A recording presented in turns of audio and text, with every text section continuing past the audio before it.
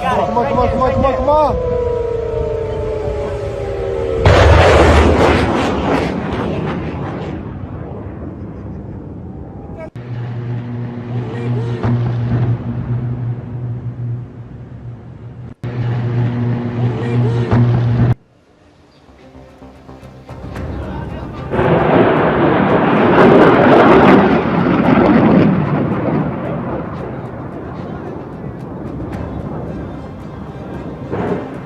এভাবেই ইসরায়েল বনাম ইরান হামলা আরো তীব্র হয়েছে। ইরানের দিকে একের পর এক মিসাইল ছুটছে ইসরায়েল। ইরানের শিরাজ শহরে পরপর মিসাইল হানা। মিসাইলের আঘাতে অন্তত 20 জনের মৃত্যুর খবর পাওয়া যাচ্ছে, আর জখমের সংখ্যা 30। শহরের নাগরিকরা, ভাবুন, যেখানে শহরের নাগরিকরা বসবাস করেন সেই জিবা শহর এলাকায় মিসাইল হানা। মিসাইল হানায় সাধারণ নাগরিকের মৃত্যু হয়েছে অভিযোগ করছে ইরান। বারবার আমরা যেটা দেখাচ্ছি, যারা উদ্বেগে রয়েছেন, আতঙ্কে রয়েছেন, যারা যেতে চাইছেন মধ্যপ্রাচ্যে এবং যারা ওইখানে আটকে পড়েছেন বিভিন্ন দেশে, ব্যারাকপুরের রোহন চক্রবর্তী এবং তার স্ত্রী 3রা এপ্রিল জর্জিয়া যাওয়ার কথা রয়েছে। সমস্ত বুকিং হয়ে গেছে, কিন্তু সাম্প্রতিক যুদ্ধের আবহে তাদের জর্জিয়া যাওয়া অনিশ্চিত। তার সঙ্গে কথা বলেছেন আমাদের প্রতিনিধি ময়ূর ঠাকুর চক্রবর্তী। আমার সঙ্গে এই মুহূর্তে রয়েছেন সস্ত্রীক রোহন চক্রবর্তী, পেশায় সফটওয়্যার ইঞ্জিনিয়ার। 3 এপ্রিল তাদের জর্জিয়া যাওয়ার কথা। এপ্রিল নেক্সট মান্থে 2026-এ আমাদের জর্জিয়া যাওয়ার প্ল্যান ছিল। তো সেই হিসাবে সব কিছু টিকিট বুকিং করা ছিল। গত বছরের নভেম্বর মাস থেকে আমাদের টিকিট সব বুকিং অলরেডি। আমরা যে এজেন্সি ওয়ান্ডাভিশনের থ্রু থেকে যাওয়ার কথা আছে তাদের থ্রুতে সব কিছু, হোটেল থেকে শুরু করে ভিসা থেকে শুরু করে সব কিছু বুকিং করা, ট্রাভেল ইন্স্যুরেন্স সব কিছু বুকিং ছিল।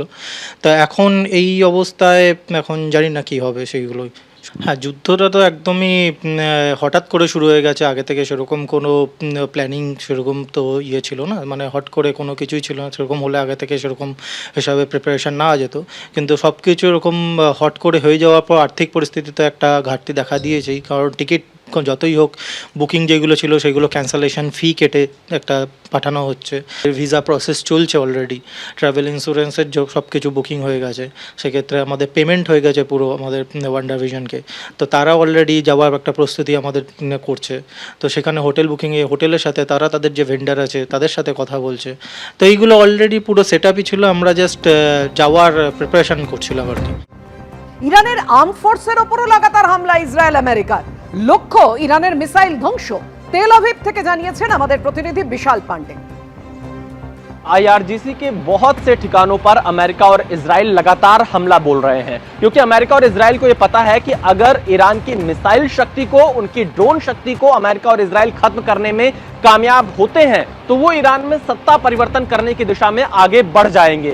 28 तारीख से युद्ध की शुरुआत हुई है, खामनेई की मौत हो चुकी है, 40 से ज्यादा बड़े कमांडर IRGC के अमेरिका और इजराइल ने मार गिराए हैं। उसके बावजूद भी ईरान खाड़ी के देशों में ड्रोन से हमले कर रहा है, बैलिस्टिक मिसाइल का प्रयोग कर रहा है, इसके साथ ही साथ इजराइल पर हमले की कोशिश कर रहा है। तो जो उसका पूरा का पूरा जखीरा है हथियारों का, अमेरिका और इजराइल ईरान के उस जखीरे को खत्म करना चाहते हैं ताकि IRGC सरेंडर करने की स्थिति में आ जाए और अमेरिका और इजराइल के साथ ईरान बातचीत करे। क्योंकि 2 महत्वपूर्ण बातें हैं मेघा, जैसे स्थितियां अभी ईरान में बनी है, ऐसा मौका अमेरिका इजराइल को आगे चलकर कभी नहीं मिलेगा और इसीलिए अमेरिका इजराइल पूरी ताकत के साथ इस समय एयर स्ट्राइक कर रहे हैं। एबीपी आनंद एगिए थाके एगिए राखे।